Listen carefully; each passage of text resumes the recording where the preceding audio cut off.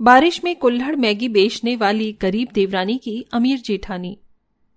पिताजी, आज खड़े बेचने मैं जाऊंगी गांव में। आपकी तबीयत ठीक नहीं है, आप घर में रहकर आराम कीजिए। बिटिया, मेरी तबीयत क्या ठीक है आपकी तबीयत? आप घर में रहकर आराम कीजिए, घड़े बेचने मैं जा रही हूँ। सपना कई सारे मिट्टी के घड़े अपनी साइकिल रिक्शा पर रखती है। तभी अचानक उसके पिता मनोहर के सीने में तेज दर्द होने लगता है और वो नीचे गिरते ही मर जाता है। पिताजी! तभी आस पड़ोस वाले वहां आते हैं। अपने पिता की मौत देखकर सपना खूब रोने लगती है, क्योंकि अब सपना अकेली हो चुकी थी। उसके जीवन का आखिरी सहारा उसका पिता भी अब उससे काफी दूर जा चुका था। सपना मदनपुर गांव में अपने छोटे से मिट्टी के किराए के घर में अपने पिता मनोहर के साथ रहती थी। सपना और मनोहर मिट्टी के बर्तन मटके बनाकर गांव में बेचने का काम करते थे। कुछ दिन बाद, सपना बिटिया, अब तुझे शादी करके अपने घर संसार में लग जाना चाहिए। तू अकेली अपने जीवन का गुजारा नहीं कर पाएगी बिटिया। तभी पड़ोसन शीला सपना को अपने हाथों से खाना खिलाती है। इसी तरह दिन बीतने लगे। तभी एक दिन सपना को पास के शहर में रहने वाले एक रोहन नाम के लड़के का रिश्ता आता है और आनन फानन में सपना और रोहन की शादी हो जाती है। माँ जी, अगर आज इस घर में मेरी बहन आ जाती तो वो इस घर की बहू के साथ साथ इस घर में कमाई का जरिया भी बन जाती। पता है ना, मेरी बहन नौकरी करके हजारों रुपए कमाती है, पर आपको तो पता नहीं क्या हो गया था जो आप इस गरीब सपना को अपने घर की बहू बना कर ले आए। ये फायदा तो कुछ देगी नहीं, हमें उल्टा यहाँ रहकर जीवन भर हमारी टुकड़ों पर पड़ी रहेगी। पायल ठीक कह रही है माँ, अब पायल को ही ले लो। वो मेरे साथ कंपनी में काम करके महीने के हजारों रुपए कमाती है, घर खर्च में हमारा इतना साथ देती है। अगर रोहन की शादी पायल की बहन दिया से हो जाती तो दिया भी पायल की तरह नौकरी करके इस घर में पैसा लेकर आती। ये जरूरी तो नहीं कि हर बहू नौकरी करने वाली ही हो। इन लोगों से तो बात करना ही बेकार है। चलिए अभय जी। सपना की अमीर जेठानी पायल अपने पति अभय को लेकर अपने कमरे में चली जाती है। पायल चाहती थी कि इस घर में रोहन की पत्नी बनकर उसकी बहन दिया आए, पर हिमानी को ये बात पसंद नहीं थी। सपना के ससुराल में उसके सास ससुर हिमानी, मनीष और अमीर जेठ जेठानी थे। सपना का पति रोहन उसी शहर में एक कारखाने में छोटी मोटी मजदूरी करता था। अगली सुबह, अरे ओ गरीब की बच्ची सपना, चाय बनी कि नहीं अभी तक? हमें ऑफिस जाने में देर हो रही है। तेरी माँ ने तुझे जल्दी जल्दी घर में काम करने नहीं सिखाया था क्या? भाभी! आवाज नीचे देवर जी। मेरे टुकड़ों पर पलकर मेरे सामने इतनी ऊंची आवाज में बात करने की जरूरत भी मत करना, वरना आपकी पत्नी और आपको इस घर से धक्के मारकर बाहर निकाल दूंगी मैं। पता है ना, ये घर, ये शान और शौकत, ये सब मेरे पिताजी की देन है। आप जैसे भूखे नंगे लोगों के पास था ही क्या? पायल का अपने ससुराल में रुतबा काफी बड़ा और मजबूत था और उसकी वजह थी पायल की अमीरी। सपना की ससुराल की शान शौकत, यहाँ की अमीरी, ये सब पायल की बदौलत थी। असल में अभय और उसके परिवार वाले काफी गरीब लोग थे, पर जब से पायल की शादी अभय से हुई थी, पायल ने अपने पिता के पैसों से अपने ससुराल वालों को ये बड़ा घर और यहाँ की ये शान शौकत सब खरीद कर दी थी और साथ में अपने पति की नौकरी भी लगाई थी। रोहन छोटी मोटी मजदूरी करता था, इसीलिए उसकी हैसियत घर में कुछ भी नहीं थी।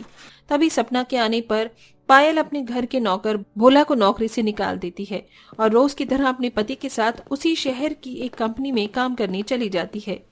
तुझे कितनी बार कहा मैंने रोहन कि बहू से जुबानदाजी मत किया कर। अगर बहू अभय को लेकर यहाँ से चली गई तो हम क्या करेंगे? पिताजी, मैं करूंगा ना आपका पालन पोषण। आप क्यों भाभी की इतनी बदतमीजी सहते हो? तू क्या पालेगा रे हमें? तू तो अपने पेट के लिए महंगा है। तभी रोज की तरह रोहन भी अपने काम पर चला जाता है। रोहन एक कारखाने में मजदूरी करके रोज के केवल 200 रुपए ही कमा पाता था। इस तरह दिन बीतने लगे। अब सपना गरीब थी, इसीलिए उसकी हैसियत उस घर में एक नौकर की तरह थी। इस तरह कई साल बीत जाते हैं। अब सपना रोहन का एक 7 साल का बेटा वरुण था।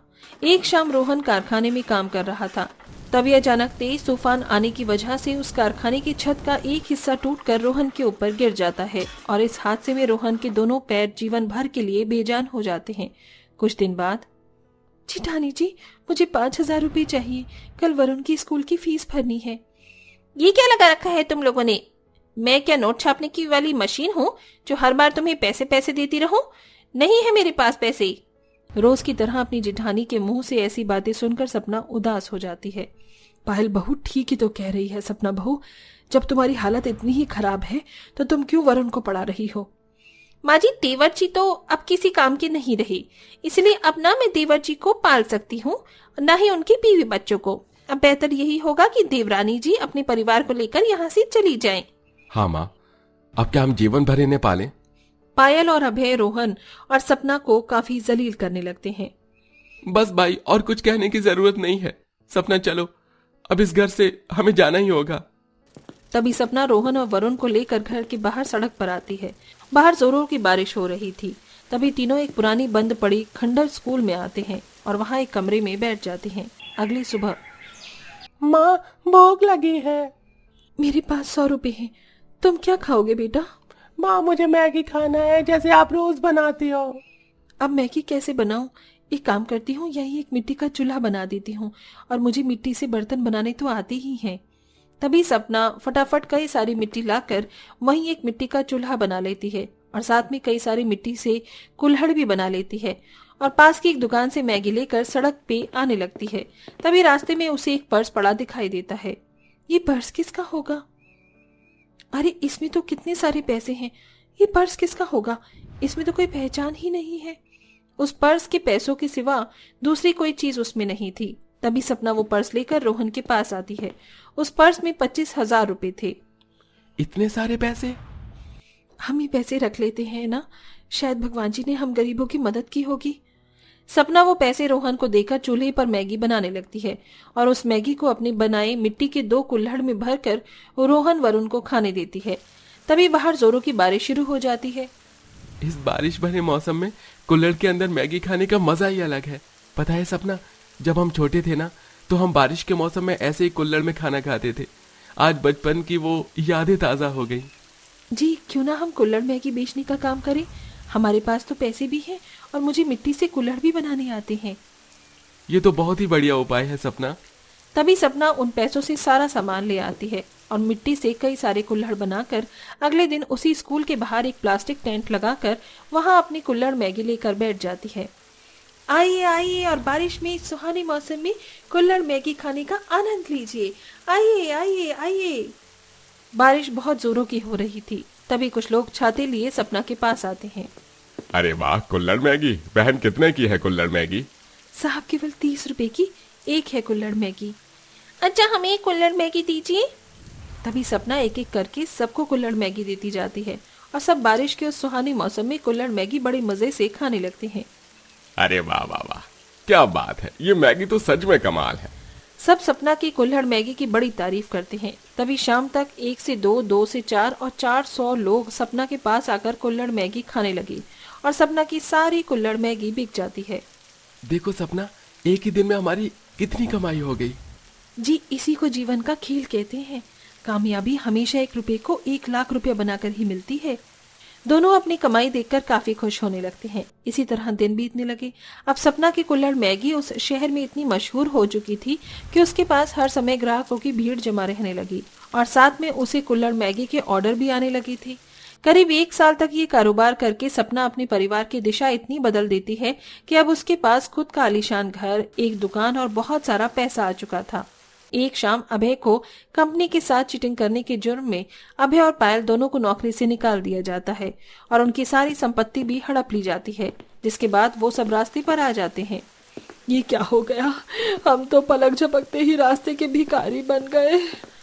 चारों सड़क के चलते चलते सपना रोहन की कुल्हड़ मैगी की दुकान के पास आते हैं, जहाँ कई सारे लोग खड़े होकर बारिश के पानी में कुल्हड़ मैगी खा रहे थे।